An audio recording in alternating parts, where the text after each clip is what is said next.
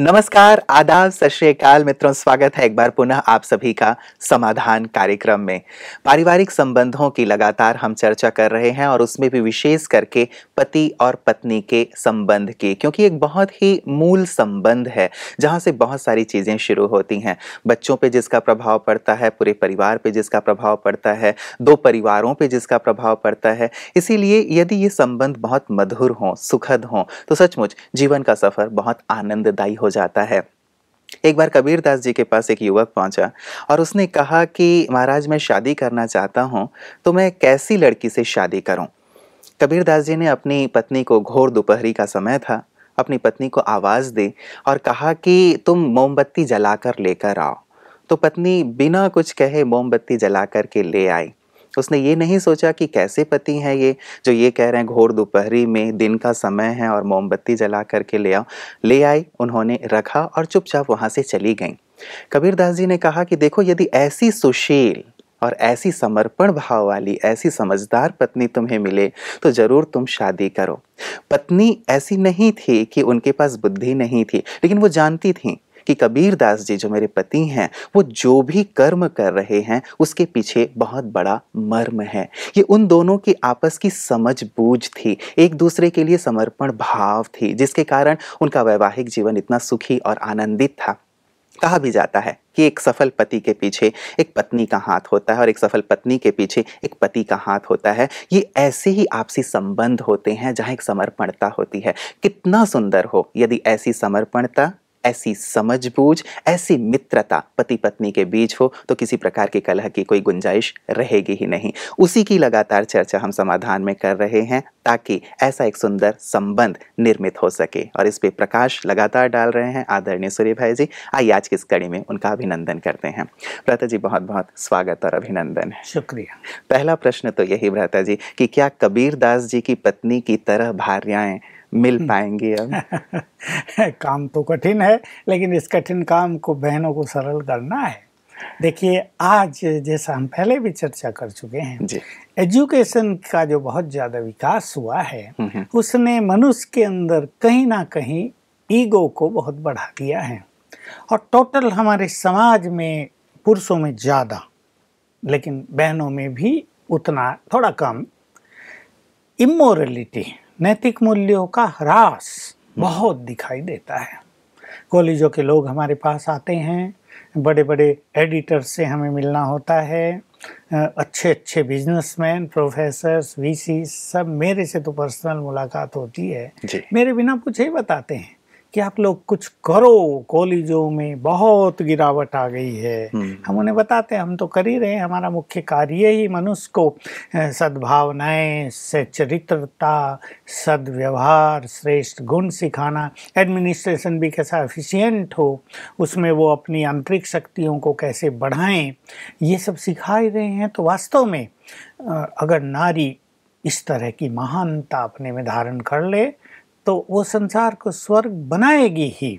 और इसलिए शिव बाबा ने मातृशक्ति को चुना है। हमारे यहाँ ईश्वरीय विश्वविद्यालय में इसका स्वरूप देखा जा सकता है कि उनके द्वारा संसार को स्वर्ग बनाना है, क्योंकि उनमें बहुत सारी बहनें, माताएं, उनमें कन्याएं बहुत हैं जो बाल ब्रह्मचारिणी हैं, पवित्र हैं। उनके अंदर वो संस्कार हैं भगवान के प्रति समर्पणता के, जो उसने कहा वही किया। यही संस्कार फिर जन्म जन्म उनके अंदर भी चलेंगे। और यही संस्कार गृहस्थ वालों को सिखाने हैं कि अपने विवेक का प्रयोग तो सभी करते हैं। कई लोग ये सोचते हैं फिर हमें बुद्धि नहीं है क्या, हम पढ़े लिखे नहीं हैं क्या, जो हम हर बात में हाँ जी करते रहें। कई लोग पुरुष गुस्से से ये भी कह दिया करते हैं अपनी बुद्धि का प्रयोग न करो, वो जो मैं कहूँ वो करो। वो कहे बुद्धि मेरे पास है, वो प्रयोग करने के लिए है या उसको अलमारी में रखने के लिए है। आखिर बुद्धि है तो वो चलेगी अवश्य, उसका प्रयोग अवश्य होगा। लेकिन अब जरूरत समर्पण भाव से भी ज्यादा आवश्यकता इस चीज की है, ये मेरी बात सभी समझ रहे होंगे, क्योंकि वैसा समर्पण भाव एजुकेटेड तबके में नहीं होता, क्योंकि हर एक के पास एक श्रेष्ठ बुद्धि आ गई, डिग्रीज आ गई हैं, उसका अभिमान भी है और कहीं ना कहीं उनकी विजडम भी बहुत बढ़ी है। तो उसमें वैसी समर्पणता तो नहीं हो सकती जब से जो अब से 100-200 साल पहले रहती थी। अब जरूरत ये है कि म्यूचुअल अंडरस्टैंडिंग, एक दूसरे को साथ और सहयोग देकर चलने की इच्छा, ऐसी भावना हम एक दूसरे के लिए पैदा कर लें कि अब हमें साथ रहना है। हमारी हर चीज का बच्चों पर प्रभाव होगा। हमें समाज को या अपने परिवार को ही चरित्रवान, बहुत श्रेष्ठ संतान देनी है। ऐसी भावनाएं अपने मन में रख लें तो हर व्यक्ति थोड़ा सा अपने को झुकाएगा, मोल्ड करेगा, दूसरे की बात को कहीं ना कहीं महत्व देगा और मिलाकर भी चलेगा, तो इससे सचमुच बहुत अच्छा हो जाएगा और इसी की जरूरत है।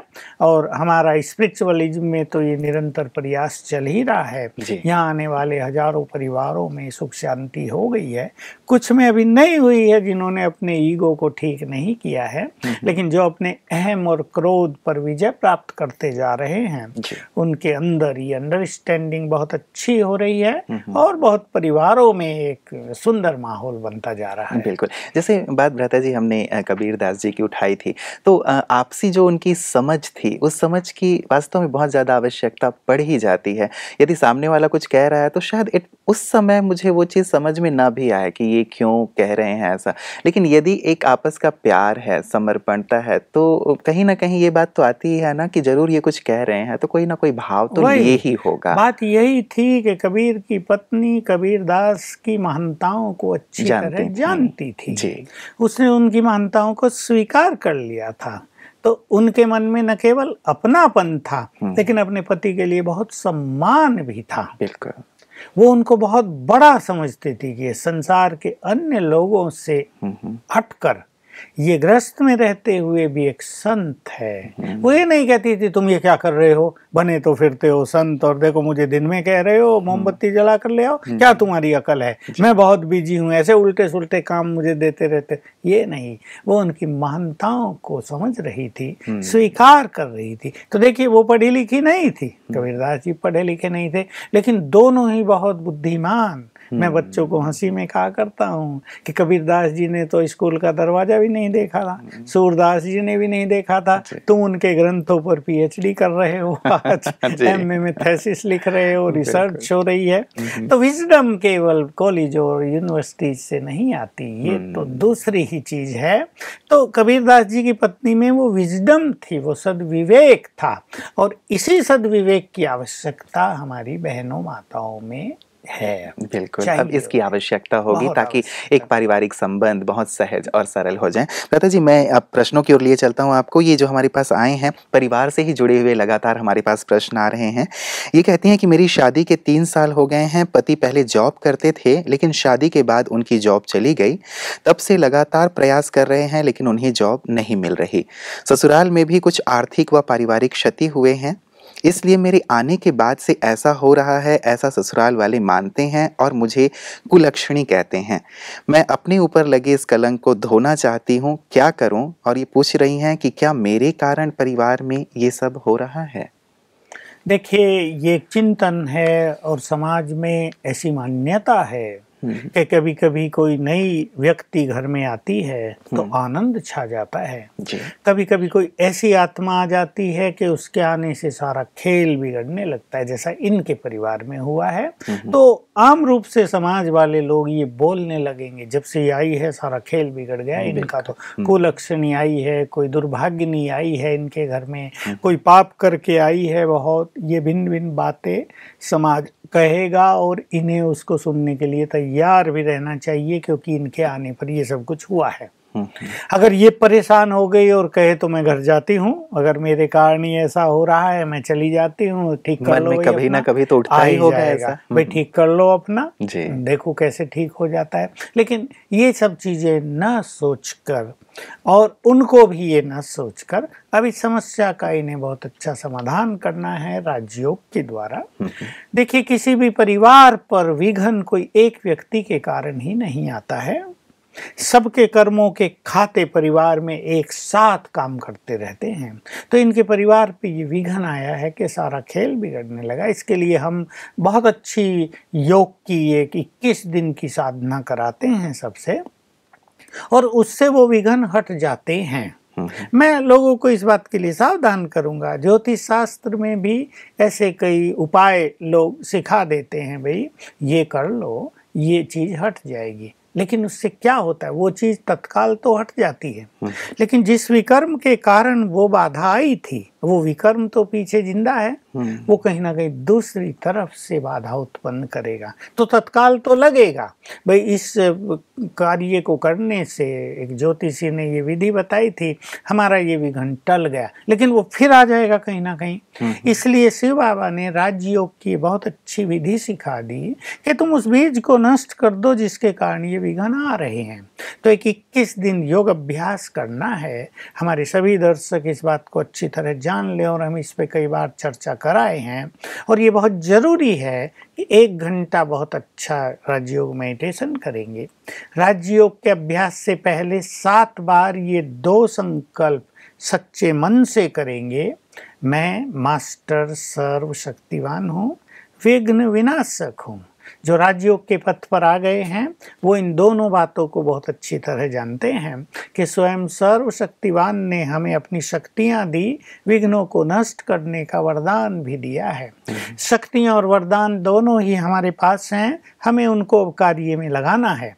तो 7 बार ये दोनों स्वमान हम इन्हें कहते हैं, अभ्यास करके फिर 1 घंटा बहुत शांत में बैठकर विदाउट एनी डिस्टरबेंस ट्यून बजा सकते हैं, गीत बजा सकते हैं, योग की कमेंट्री चला सकते हैं, और 1 घंटा बहुत अच्छा योग करेंगे और संकल्प करेंगे इस योग की शक्ति से सभी विघ्न नष्ट हो जाएं। लेकिन याद रखना है, ये अभ्यास अमृत वेले योग के अतिरिक्त करना है। सभी को ये बात जान लेनी चाहिए कि अमृत वेले का योग अर्थात आत्मा और परमात्मा का मिलन, हमें अपने परम पिता से प्यार भरी मुलाकात करनी है, उससे शक्तियां लेनी है, वरदान लेने हैं, आत्मा को प्योरीफाई करना है।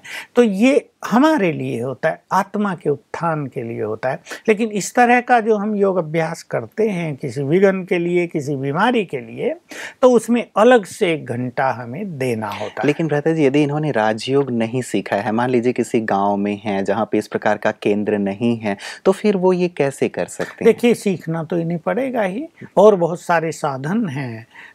अब हम टीवी चैनल पे भी हमारी बहुत सारी बहनें सिखा रही हैं, इन्हें सीखना ही होगा, क्योंकि अब मात्र राजयोग और स्पिरिचुअलिटी ही इस संसार को इन सब चीज़ों से बचाने में समर्थ होगी।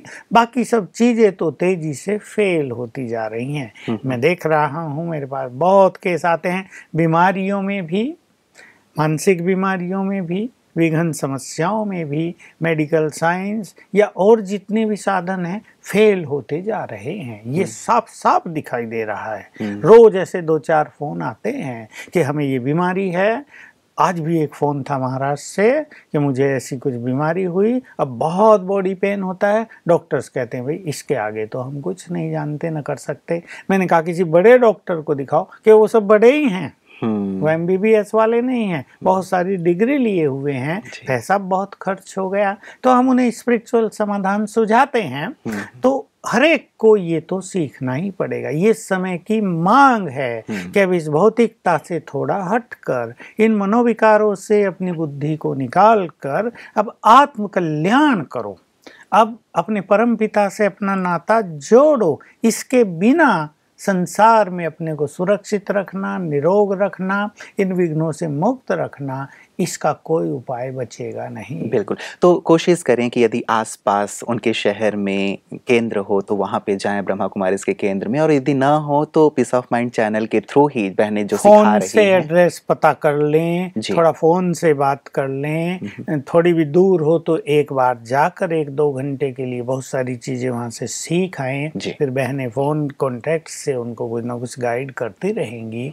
ये थोड़ी मेहनत तो करनी पड़ेगी। जी भ्राता जी, क्या कुछ पत्र पत्राचार की व्यवस्था भी है विद्यालय के द्वारा कि मान लीजिए कोई बहुत दूर दराज के स्थान पे ही रहता है और चाहे कि पत्राचार से वो राजयोग का अभ्यास कर ले, ये जो कोर्स साप्ताहिक कोर्स कराया जाता है ब्रह्मा कुमारीज में वो कर ले, क्या है ऐसी कुछ पहले व्यवस्था? ऐसी व्यवस्था थी, लेकिन अब ये कार्य बहुत बढ़ चुका है। अब कोर्स करने वाले भी लाखों हो रहने लगे हैं, तो अब ये संभव नहीं हो रहा है। लेकिन हमारा लिटरेचर बहुत अच्छा, बुक्स बहुत अच्छी सिंपल लैंग्वेज में बनी हुई हैं, वो भी ली जा सकती है और उनको पढ़ के एक आम व्यक्ति आराम से बहुत अच्छी चीजें समझ सकता है। जो समझ में ना आए वो फोन आदि से डिस्कस की जा सकती हैं। तो आजकल टेलीफोन का साधन और बुक्स का साधन बहुत अच्छा है, उससे ये काम सहज हो सकता है, क्योंकि ये एक जटिल प्रक्रिया नहीं है। ये तो एक बार ये वहाँ जाएं और थोड़ा आत्मा परमात्मा और योग की विधि सीख आएं। कई लोगों का ये प्रश्न होता है व्रता जी कि भाई कोई ना कोई इंस्ट्रक्टर होना चाहिए जब हम योग की साधना करते हैं, क्योंकि मन बहुत भागता है, बुद्धि एकाग्र नहीं हो पाती, मन बहुत चलायमान होता रहता है। तो यदि कोई इंस्ट्रक्टर होता है तो ईजी हो जाता है। तो यदि कुछ ऐसी सहज व्यवस्था हो सकती है, ऐसी वो चाहना रखते हैं। यही मैंने बताया, और हम भी चैनल शादी पर इसका बहुत अच्छा समाधान कर ही रहे हैं कि राजयोग में मन तो भटकता ही है, और मन को मनुष्य ने हजारों साल से भटकाया है। मन रूपी घोड़ा जो अनकंट्रोल्ड है और बड़ी तेज गति से, ये तो मान ही लिया गया था कि उस पर नियंत्रण नहीं किया जा सकता। नियंत्रण किया जा सकता है, उसकी अच्छी विधि अपनाई जाएगी। ज्ञान के प्रयोग से जहाँ जहाँ मन भाग रहा है वहाँ वहाँ से उसको बार बार हटाना होगा। और कुछ चिंताएं मनुष्य को लगी हुई हैं जिसमें मन भटक रहा है, उनका ठीक समाधान, स्पिरिचुअल समाधान करना होगा। अपने परम पिता से नाता जोड़कर उसे शक्तियां, शांति लेनी होंगी, ताकि जिस जिस तरह से मन भटक रहा है उसको रोका जा सके। अब देखिए, ये किसी का अपने पति के व्यवहार से मन भटक रहा है, किसी के बच्चे कुसंग में चले गए हैं उनके कारण मन भटक रहा है, किसी के धंधों में समस्याएं आ गई हैं उसके कारण मन भटक रहा है, कुछ बहुत सारा दुनिया का माहौल ऐसा है, सारा दिन बात सुनेंगे उनसे मन भटकेगा। तो मन को भटकाने वाली हजार चीजें और उसको एकाग्र करने वाला एक मनुष्य, तो उसको कठिनाई तो होगी। लेकिन अगर वो चाहे और एक संकल्प कर ले कि मुझे इन चीज़ों से अपने को हटाना है, तो वो हटा सकता है। हमारे पास ऐसे बहुत अच्छे उदाहरण आते हैं जहाँ ऐसे ही केसेज के किसी बहन का या भाई का मन बहुत ही भटकता था, धंधों में, संबंधों में, मोह ममता में। ज्ञान लिया, एक साल में चित्त शांत हो गया, कुछ चीज़ों को एक्सेप्ट कर लिया, कुछ चीज़ों को दृढ़ता से पूरा करने लगे, तो बहुत अच्छी स्थिति बन गई है। जी जी जी। तो भ्राता जी, एक विशेष बात जैसे इन्होंने कही थी कि अब इन्हें एक बड़ा ही कड़ा सा शब्द कहा जाता है कुलक्षणी, बहुत ही भारी शब्द है किसी भी नारी के लिए, और जिस स्थान पे वो वहाँ पे गई हुई है बार बार संभवतः ऐसा सुनना पड़ता होगा इन्हें भी, या इस प्रकार की और भी जो केसेस होंगे जिन्हें ये झेलना पड़ता है। जब कोई ऐसा कहता है, मन को कैसे शांत रखा जा सकता है, खुश रखा जा सकता है और हल्का रखा जा सकता है? मुझे एक बहुत अच्छी बात ख्याल में आ गई है। भले ही ये राजयोग सीखें या नहीं सीखा है या बाद में सीखेंगी, लेकिन एक काम तो इनको अब से करना ही चाहिए। बिल्कुल सत्य बात है, ये शब्द तो मनुष्य को मार डालता है और उसकी तो सारी खुशी समाप्त हो जाती है। लोग भी उसको उस एटीट्यूड से देखेंगे।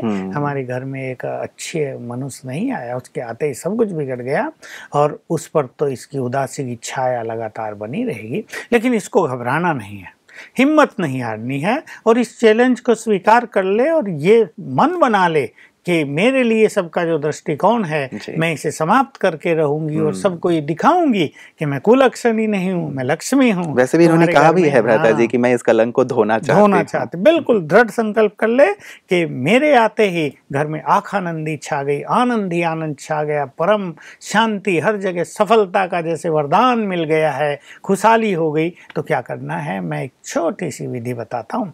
सवेरे थोड़ा जल्दी उठेंगी, मन को उदासी से भरकर नहीं, खुली हवा में जरा देखो ऊपर को, भगवान मेरा परम पिता है, उसने कितना सुंदर संसार बनाया है, वो भाग्य विधाता है। उठते ही संकल्प करे, मैं तो भाग्य विधाता की संतान हूँ, श्रेष्ठ भाग्य लेकर ही जन्मी हूँ, मैं बहुत भाग्यवान हूँ, मैं बहुत भाग्यवान हूँ। 7 बार करे खुले मन से, मैं बहुत भाग्यवान हूँ। इससे इनका सोया हुआ भाग्य जग जाएगा, निश्चित रूप से कहीं तो गड़बड़ है। सोए हुए भाग्य को जगाने से सब कुछ अच्छा होने लगेगा। और इसके अलावा भी ये बहुत अच्छे संकल्प अपने घर में करने लगे सवेरे उठकर। ठीक है, राजयोग की बात को हम एक तरफ रख देते हैं जब वो सीखे, लेकिन सुंदर संकल्प तो इनके हाथ में है ना। जैसे हमारे सभी परिवार के लोग बहुत अच्छे हैं, हम सबका भाग्य बहुत सुंदर है, हमारे साथ गुड टाइम चल रहा है, मेरा बैड टाइम समाप्त हो गया है, मैं इस घर में आई हूँ, गुड टाइम लेकर आई हूँ, एक सुंदर समय मेरे साथ आया है, मुझे हर कदम पर सफलता मिलेगी, अब ये दुर्भाग्य के दिन पूरे हो जाएंगे और हम सब के भाग्य का सितारा बहुत चमकेगा। तो क्या होगा, इनके ये सुंदर संकल्प प्रकृति में जाएंगे और इसको हम कहते हैं, जैसे प्रकृति इसको ऑर्डर के रूप में ले लेगी, ऑर्डर बुक हो गया प्रकृति में, तो वही चीजें डबल ट्रिपल होकर वापस आने लगेंगी, इनके भाग्य चमकने लगेगा।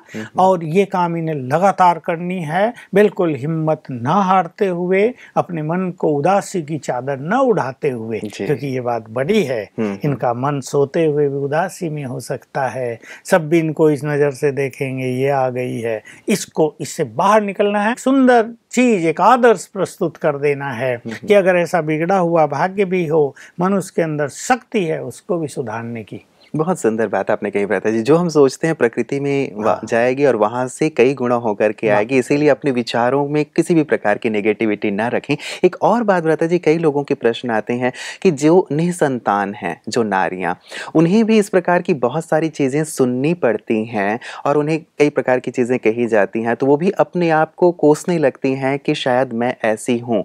ऐसे लोग भी अपने मन में किस प्रकार के विचार रखें और लोगों की बातों को कैसे सहज लें? मेरे पास आज ऐसा ही अमेरिका का एक केस आया, दोनों पति पत्नी और मेरे पास आए, तो बेचारे बात कर रहे थे, तो बहन सोच रही थी मुझे कुछ कहना है पर शब्द जोड़ नहीं पा रही हूँ। मैंने कहा कोई नहीं, तुम बिना शब्दों के किन्हीं भी शब्दों में कह दो। पति ने कह दिया फिर, भाई ऐसा है, मैरिज हुए बहुत साल हो गए, हमें कोई संतान नहीं है। तो मैं समझ गया, मैंने कहा इस बात को तो सीधा ही कहना है, अभी नहीं है, और आपको बहुत साल हो गए, अब कम से कम 25 साल उनकी मैरिज को हो गए हैं। तो ये सब सुनते सुनते दिख रहा था उनके चेहरे पर खुशी की झलक तो नहीं थी, लेकिन 1 साल से ही वो राजयोग के मार्ग पर आ गए हैं, स्पिरिचुअलिटी के मार्ग पर आ गए हैं। अब उनके जीवन में खुशी बढ़ती जा रही है। तो देखिए, कुछ ऐसी चीज़ें हैं जो हमारे पूर्व जन्मों के कर्मों से जुड़ी होती हैं। कुछ भी कर्म हुए हैं ऐसे जिससे निसंतान रहने का श्राप जैसा मिल गया है उन कर्मों के इफेक्ट के कारण, इसको तो अब स्वीकार करना ही पड़ेगा, क्योंकि हमारे पास बहुत सारे युगल ऐसे आते हैं जो ये बात सामने रखते हैं। क्या राजयोग में भी ऐसा कोई तरीका है जिससे हम संतान का सुख ले सकते हैं? मैं तो उनको सीधा कहता हूँ, देखो ये तो मार्ग है प्योरिटी का, लेकिन एक बहुत बड़ी चीज़ आप कर सकते हैं, भगवान को अपना बच्चा बना लो। He is ready to become your baby. तो इसको मैंने कहा, बहन जी थी, मैंने कहा उसको अपना बच्चा बनाओ। पूछने लगी कैसे? मैंने कहा देखिए, उसको अब सूक्ष्म रूप में देखो, छोटे बेबी के रूप में, और आपकी गोद में है। उसे वैसा ही प्यार करो जैसे बच्चे को करती हैं, उसे भोजन खिलाओ, उसे बात करो जैसे बच्चे से की जा सकती है, अपना प्यार दो, उसका प्यार आपको मिलेगा। और कुछ ही दिनों में अगर आप परमात्मा से ये नाता जोड़ लो कि वो मेरा बच्चा भी है, तो आपको इतना सुख मिलने लगेगा कि वो जो अभाव आपके जीवन में रहा है और जिससे समाज की दृष्टि आपके लिए थोड़ी टेढ़ी रही है, वो समाप्त हो जाएगा। और बहुत अच्छा हुआ, इस दुख के कारण आप भगवान के पास आ गई हैं। देखिए, बड़ी बात है ना, जो मनुष्य की जन्म जन्म की प्यास थी, आज बहुत सारी समस्याओं के कारण अनेक लोग बाबा से जुड़ रहे हैं। बाबा माना स्वयं भगवान, उनका प्रभु मिलन। दुख भरे काल को याद न करो, अब ये परम आनंद का अवसर तुम्हारे हाथ में आ गया है, इसका आनंद लो। ये बात तो ठीक है भ्राता जी, लोग जोड़ भी लेते हैं अपने आप को और भगवान को अपनी संतान मान भी लेते हैं कि वो हमारी संतान है, फिर भी एक मानव मन में एक चाहना तो रहती ही है। और लगातार कई लोगों के इस प्रकार के मैसेजेस हमारे पास या फ़ोन आते रहे हैं कि क्या ये राजयोग के माध्यम से संभव है कि हमें संतान की प्राप्ति हो? देखिए, राजयोग तो प्रारंभ ही प्योरिटी से होता है, इसलिए उसमें ऐसा विधान नहीं है। फिर भी कोई चाहे तो राजयोग का अभ्यास करके देखे, बहुत अच्छा योग अभ्यास करके देखे, हो सकता है शिव बाबा उनकी इच्छा पूर्ण करे, उनके घर में किसी महान आत्मा को भेजे, लेकिन राजयोग तो टोटली प्योरिटी का मार्ग है और हम तो यही सिखाते हैं, उस चीज़ को स्वीकार करो। लेकिन जो नए होते हैं, 5 साल हो गए या 7 साल हो गए, ऐसा नहीं हुआ, उनके सास ससुर भी एक्सपेक्ट करते हैं, वो भी चाहते हैं ऐसा हो, तो करके देख सकते हैं। कोई ऐसा उदाहरण मिले तो हमारे लिए भी दूसरों को कहना इजी हो जाएगा। मतलब राजयोग का अभ्यास भी इसके लिए किया जा सकता है। परमात्मा को याद करें, जैसे वैसे भी मंदिरों में जाते हैं, प्रार्थना करते हैं, तो राजयोग भी तो ईश्वर से जुड़ने का सुंदर साधन है और यदि ऐसा संभव होता भी है तो उनके लिए बहुत अच्छा होगा। एक बात ब्रता जी, मुझे लगता है कि व्यक्ति चलिए अपने को तो संतुष्ट कर लेता है, लेकिन लोगों की जो लगातार बातें होती है ना, वो बहुत पिंच करती हैं, चुभती हैं। ये बात इसमें क्या किया जाए? यही होती है, इसमें ही स्पिरिचुअलिटी हमें को बहुत अच्छी पावर दे देती है। मैंने ऐसे कई लोग देखे, उनको अपनी संतान नहीं, वो कहते हैं सारा संसार ही हमारी संतान है, या किसी को अडॉप्ट कर लेते हैं संतान सुख के लिए। छोटे बच्चे को कर लेते हैं, 5-7 दिन हुआ और अडॉप्ट कर लिया, ये भी एक तरीका है, तो वो अभाव भी दूर हो जाता है। जी चलिए, सुंदर इस प्रकाश के लिए ब्रता जी, आज की तमाम चर्चाओं के लिए आपका बहुत बहुत शुक्रिया। मित्रों, लगातार हम प्रारंभ से राजयोग की चर्चा करते आ रहे हैं और ये कहते आ रहे हैं कि राजयोग एक ऐसी औषधि है जो वास्तव में सभी बीमारियों का निदान है या सभी समस्याओं का निदान है। हमारे पास चाहे शारीरिक मानसिक तकलीफें हों या फिर परिवार में किसी भी प्रकार की समस्या हो, राजयोग सचमुच हर प्रकार से हमारी समस्याओं का निदान करता है, हमें सुख शांति प्रदान करता है। इसलिए इस योग का अभ्यास अवश्य करें। और यदि कोई विपदा आ गई है, ब्रता जी ने आज एक बहुत सुंदर बात कही कि हम जो सोचते हैं वो प्रकृति में जाएगा और वहां से कई गुना मल्टीप्लाई होकर वापस हम तक पहुंचेगा। जैसे हम किसी वैली में जाते हैं, आवाज करते हैं, तो वो आवाज कई गुना डबल होकर के हम तक वापस आती है। ठीक यही प्रक्रिया प्रकृति के साथ भी है। इसीलिए हम अपने विचारों में निराशा को शामिल ना करें, हमेशा सकारात्मक बने रहें, अपने लिए, अपने संबंधों के लिए, परिवार के लिए। तो निश्चित रूप से आज नहीं तो कल बिखरेंगे ये बादल, परिस्थितियां बदलेंगी, आपका जीवन खुशहाल होगा। हमारी यही शुभकामनाएं हैं कि आपका जीवन खुशियों से, शांति से, सफलता से परिपूर्ण हो। नमस्कार।